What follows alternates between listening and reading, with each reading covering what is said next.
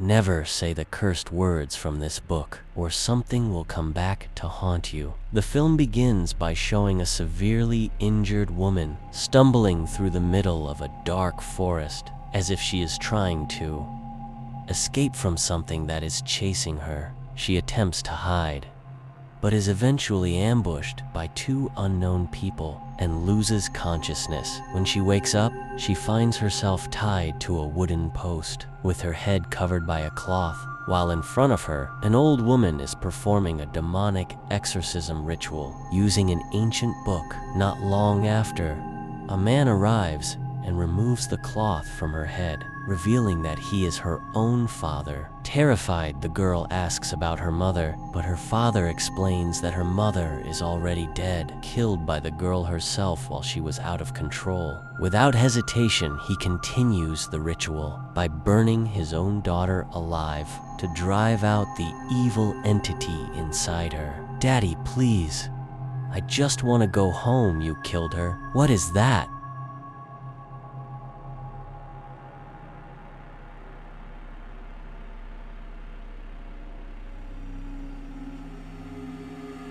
As the flames rise, the sinister presence finally reveals itself, convincing the father that he is doing the right thing, until he ultimately shoots her in the head to make sure everything truly ends. Fuck you. After that horrifying incident, the story moves forward as David arrives at a remote, old cabin with his girlfriend Natalie, where they meet Olivia, Eric, and his younger sister Mia, who are already there. "Hey. How's it going, Olivia? Good to see you too, man. Is my girl Natalie, the heartbreaker, waiting for you in the back? Hey, man."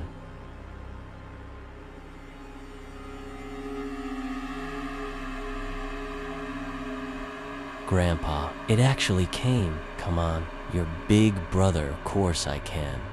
Their reunion feels warm, and David gives Mia a good luck necklace as a sign of support, since the purpose of their trip is to help Mia recover from her drug addiction. By isolating her from her previous environment, Mia promises that she will quit, although her friends remain doubtful because she has failed before. "My friends and family witness this. I promise not to touch this shit, okay?" As they enter the cabin, which once belonged to David and Mia's parents, the house is dirty and abandoned, creating an uncomfortable atmosphere. While exploring, Mia is reminded of the past, especially their mother's death, which sparks tension between her and David because he was not there at that time. Mom would have hated seeing the cabin like this. "Make this place livable."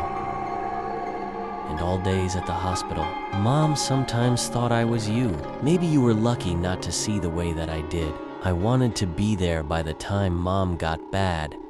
I just got a new job." David explains that he could not leave his job, but that does not ease Mia's long-held disappointment. Outside, Olivia reminds David that Mia once made the same promise, but only lasted 8 hours, that Mia should not be allowed to leave the cabin, although David refuses because he does not want to force her or treat her too harshly. "We already tried this whole thing back in Flint last summer, less than 8 hours, and quit. Didn't want to let her leave.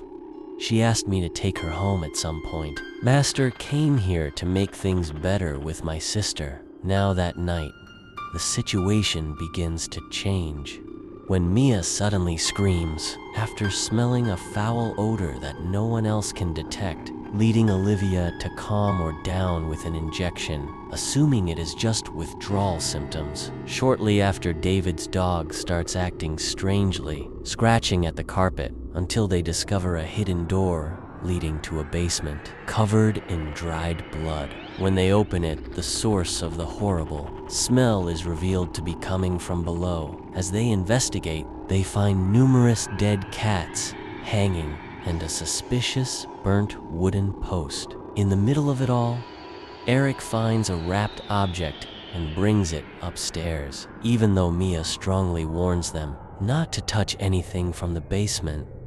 because she has a bad feeling about it. At the same time, Eric's curiosity takes over as he finally opens the wrapped object he found, revealing a mysterious book filled with disturbing ritual illustrations.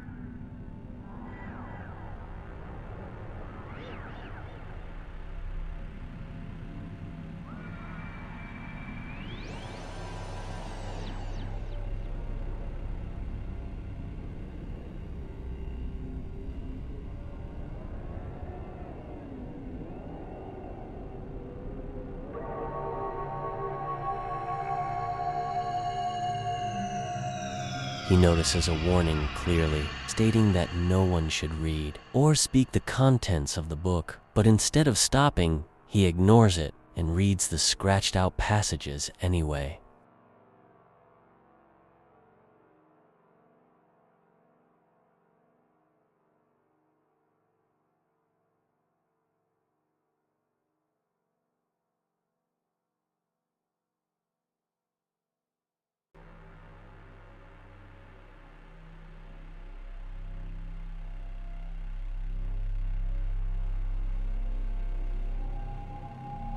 Astrada Kunda Manto Unto.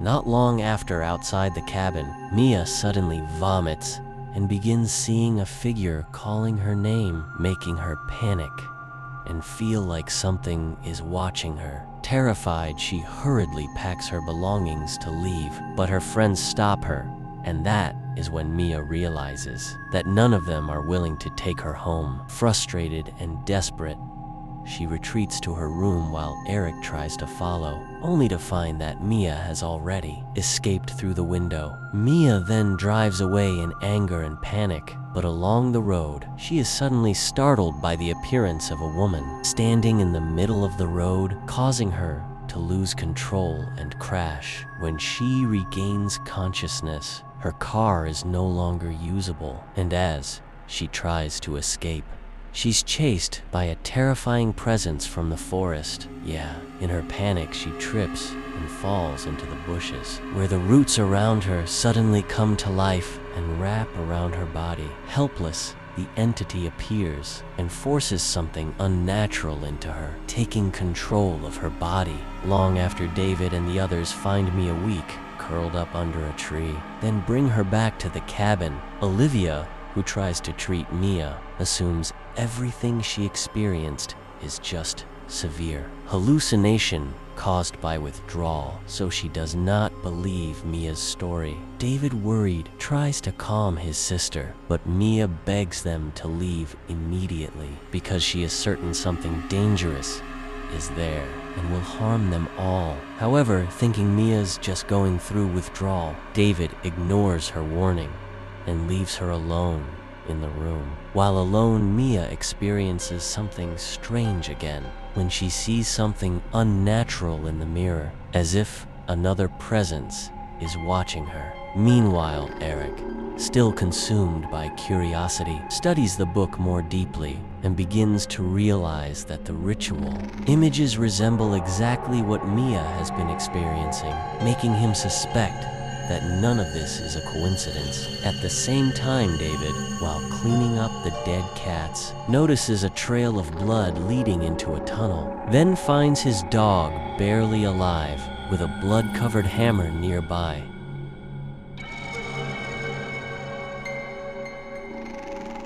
What did you get? Believing Mia is responsible, David rushes to the bathroom, breaks down the door, and is shocked to find Mia's body badly burned from hot water. After witnessing her drastic change, Eric becomes even more convinced that everything is connected to the book.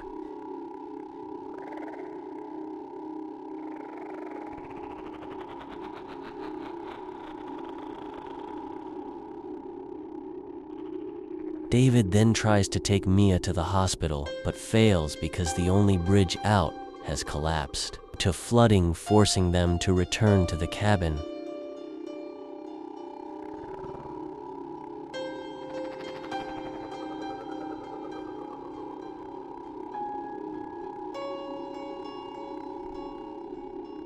The situation grows more intense as they begin blaming each other, while Eric warns that Mia's condition will only get worse until the tension finally peaks. When Mia reappears, in a far more horrifying state than before, the situation spirals out of control when David tries to call Mia, who is already holding a shotgun, asking her to put it down, but instead, she shoots him without hesitation. Fucking gun. Mia warns that they will all die tonight before suddenly collapsing and losing consciousness. Olivia quickly takes the shotgun from the floor, but Mia soon wakes up again and violently attacks her, forcing Olivia to push her down into the basement, where Eric immediately locks the door.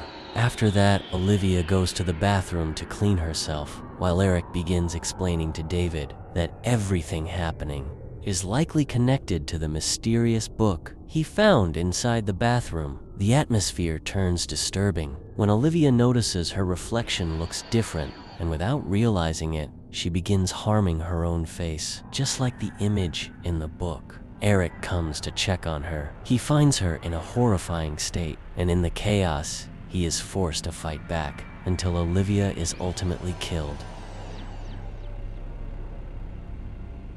When David and the others arrive, they are shocked by what they see, while David tries to help Eric, who is badly injured. In the middle of the panic, Eric admits that he read a spell from the book and unknowingly released something that was meant to stay trapped. Meanwhile, in the kitchen, Natalie hears Mia's weak voice coming from the basement and approaches out of concern, but it turns out to be a fatal mistake. As she realizes the voice is not really Mia, she tries to step back, but it is too late, as her leg is suddenly pulled from below. Under tea, and they're okay. Silly asshole of you. In panic, Natalie is attacked and her hand is bitten by Mia before David arrives and manages to pull her out, then secures the basement door with chains.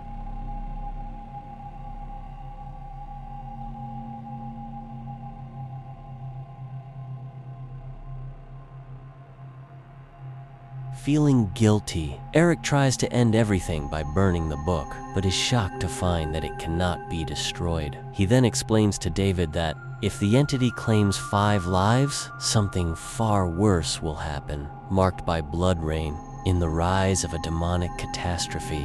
According to the book, the only way to stop it is by killing Mia in specific ways, but David refuses to accept this, still believing his sister is only sick and needs medical help. Meanwhile, Natalie's condition worsens as the bite on her hand begins to spread and rot unnaturally. And after seeing Mia watching her from the basement, she appears to be influenced and ends up cutting her own arm, causing the power to go out. Don't do it, you little bitch. Don't cut it out.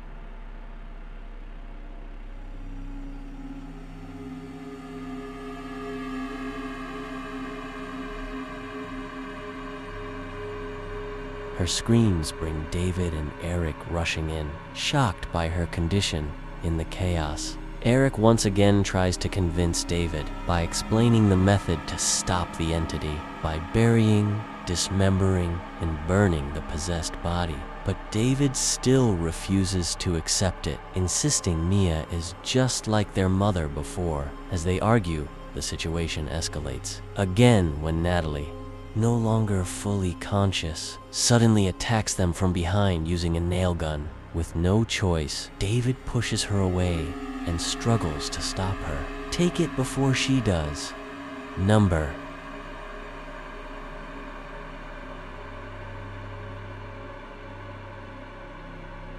Moments later, Natalie briefly regains awareness, feeling intense pain throughout her body, before dying in David's arms from blood loss. Her death finally makes David start to believe Eric, leading him to consider burning down the cabin to end everything. However, just as he is about to do it, Mia suddenly begins singing a song their mother used to sing, causing David to hesitate and abandon the plan. In that moment of confusion, fusion, A lightning strike hitting a tree outside gives him another idea, making him realize there might be a way to stop everything without killing Mia by burying her, according to the instructions in the book. As David tries to approach Mia with a sedative, the situation turns even more brutal as Mia relentlessly attacks him without stopping.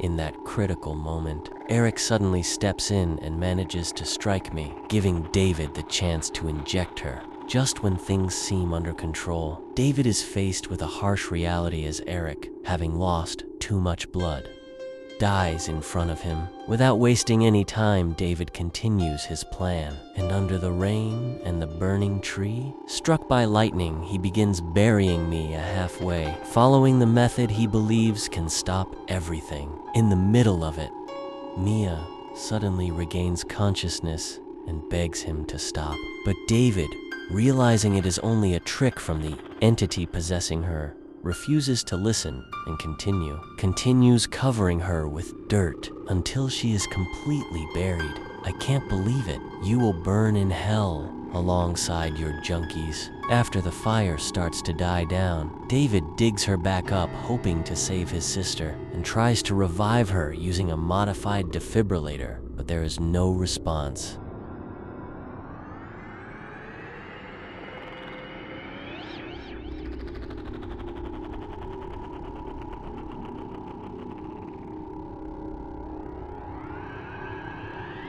Come back to me, please. Heartbroken, he walks away, trying to accept that Mia is gone, until he suddenly hears her breathing again, making him turn back and relieve as she comes back to life, feeling a mix of joy and relief. David returns to the cabin to get the car keys, briefly looking at their photo together, but without realizing it, Eric, now possessed, suddenly appears from behind and stabs him, badly injured.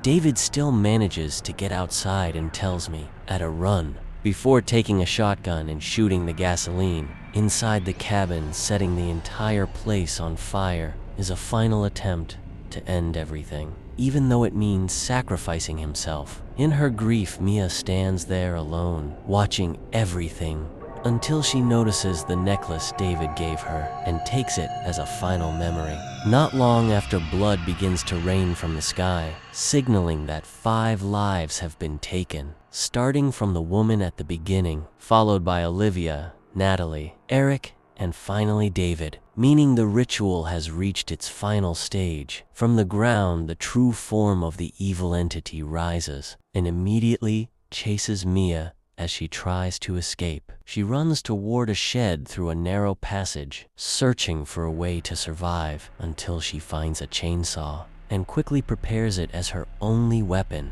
As the creature gets closer, Mia breaks through a rotten wooden wall to escape and hides under a car, waiting for the right moment to strike. She manages to attack and cut part of the creature, but the situation turns again when the car is flipped over and crushes her hand with no other choice. Mia forces her hand free to survive, then fights back with everything she has until the creature is completely destroyed and its body is swallowed back into the ground. After all the destruction and loss, Mia becomes the only survivor of the horrific event. Soon after, morning arrives, and Mia, who made it through, is left to live alone with all the terrifying memories, while near the cabin, the mysterious book that started everything slowly closes on its own, and the story comes to an end.